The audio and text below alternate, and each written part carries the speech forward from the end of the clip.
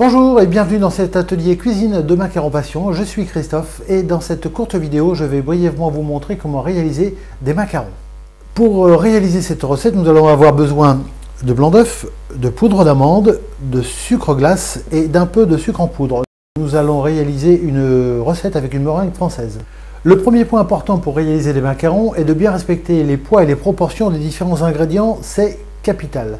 D'ailleurs, en passant, si vous êtes du genre à dire oh, j'ai mis 15 ou 20 grammes de tel ingrédient en trop, c'est pas grave, je le laisse, oubliez les macarons, ça ne marchera pas.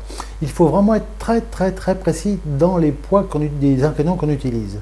Pour nous simplifier la vie en ce qui concerne les différentes proportions, nous allons utiliser ce petit tableau. C'est une exclusivité Macarons Passion que vous allez trouver sur le site de macaronspassion.com.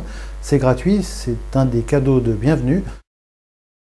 Alors c'est un outil qui est vraiment très pratique dans le sens où il va nous permettre de trouver le poids des différents ingrédients, quelle que soit la quantité de blanc d'œuf dont on dispose. Vous allez voir, c'est très facile. Dans un premier temps, je vais peser mes blancs. J'ai maintenant mon poids de blanc, j'ai 75 g de blanc, je regarde dans mon tableau, 75 g, et ça me donne la quantité de poudre d'amande et de sucre glace qui vont être nécessaires pour réaliser ma recette. C'est très simple. Je vais maintenant tamiser la poudre d'amande et le sucre glace. Je vais maintenant tamiser le sucre glace. Alors, le but du tamisage du sucre glace est de simplement éliminer les gros grains de sucre qui finissent par se former dans la boîte. Donc, on procède de la même façon.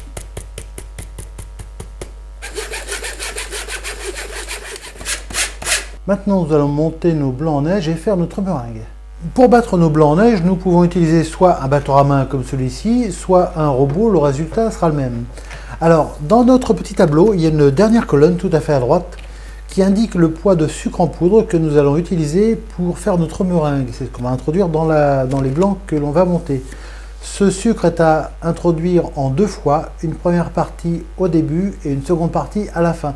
Je vous explique tout ça dans les ateliers macarons à domicile ou en ligne, quelle est l'utilité de ces deux portions de sucre, mais elles ont chacune vraiment une utilité bien précise. Pour cette recette, je vais battre les blancs très fermes, quasiment à saturation. Je vais commencer à battre à vitesse lente et très rapidement, je vais continuer à vitesse très rapide.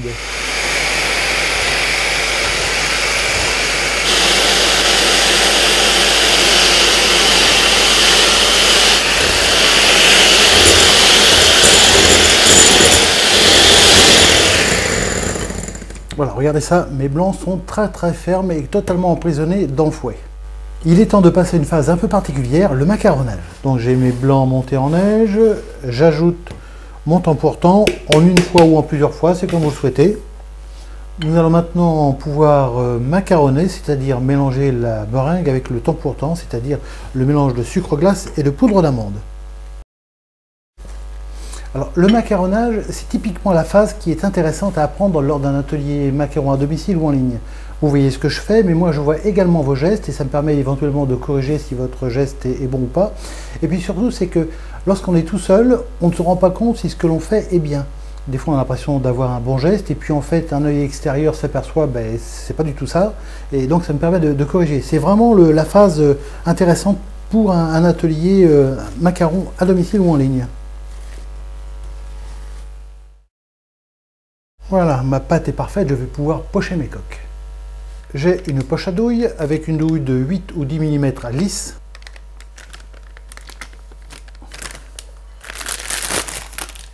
J'ai ici une plaque à pâtisserie avec dessus une feuille silicone. On peut parfaitement mettre à la place une feuille de cuisson, ça sera exactement la même chose. Cocher des coques de macarons est vraiment très simple, beaucoup plus simple qu'on pourrait l'imaginer. Bien entendu, je vous montrerai ces gestes de façon détaillée, comment réaliser des coques facilement et simplement.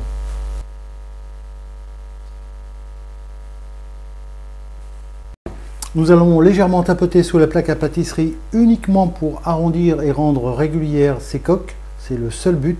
Si votre pâte est légèrement trop liquide, c'est pas la peine de le faire, ça va étaler vos coques de macarons, il vaut mieux les laisser ainsi. De toute façon, si la pâte est trop liquide, elle va d'elle-même s'arrondir. Alors là, on peut y aller un petit peu, légèrement. Nous allons maintenant laisser croûter nos coques, c'est-à-dire les entreposer dans un endroit au sec, loin de l'humidité, loin de votre cuisine. Nous allons les laisser croûter le temps nécessaire pour qu'ils ne collent plus aux doigts et qu'on sente une légère pellicule un peu plus épaisse à la surface. On peut constater ici que les coques que l'on vient de pocher ne sont pas du tout croûtées puisqu'elles collent au doigt. Alors à la question combien de temps faut-il laisser croûter les coques, eh bien la réponse est très simple. La bonne durée de croûtage, c'est lorsque les coques sont croûtées. Voilà, nos macarons sont croûtés, c'est-à-dire qu'ils ne collent plus au doigt. Alors nous allons pouvoir passer à la cuisson dans un four préchauffé à 150-160 degrés. La grille est déposée au milieu du four et on va mettre une plaque juste en dessous, je vais vous montrer ça juste après. Alors je sais que la cuisson est un problème pour un grand nombre d'entre vous. Il faut dire que les fours qu'on utilise sont assez particuliers, tous différents, pas très justes. Heureusement, il y a des petites astuces pour arriver à s'en servir de façon optimale. Toutes ces astuces qui sont à connaître pour pouvoir utiliser votre four, on ne peut pas les inventer, mais bien évidemment, je vous les indiquerai pour pouvoir utiliser votre four de façon optimale et réussir vos macarons. Voilà, nous allons pouvoir passer au four et cuire les nôtres. Notre four est préchauffé, je vais pouvoir enfourner la plaque à macarons, alors à mi-hauteur dans le four, et une deuxième plaque insérée juste en dessous.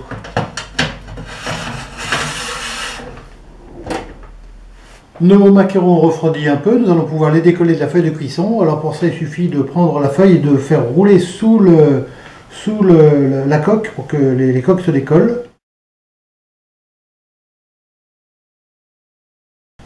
J'espère vous avoir donné envie d'approfondir la fabrication des macarons lors d'un atelier à domicile ou en ligne. Je vous dis à bientôt avec macaronpassion.com.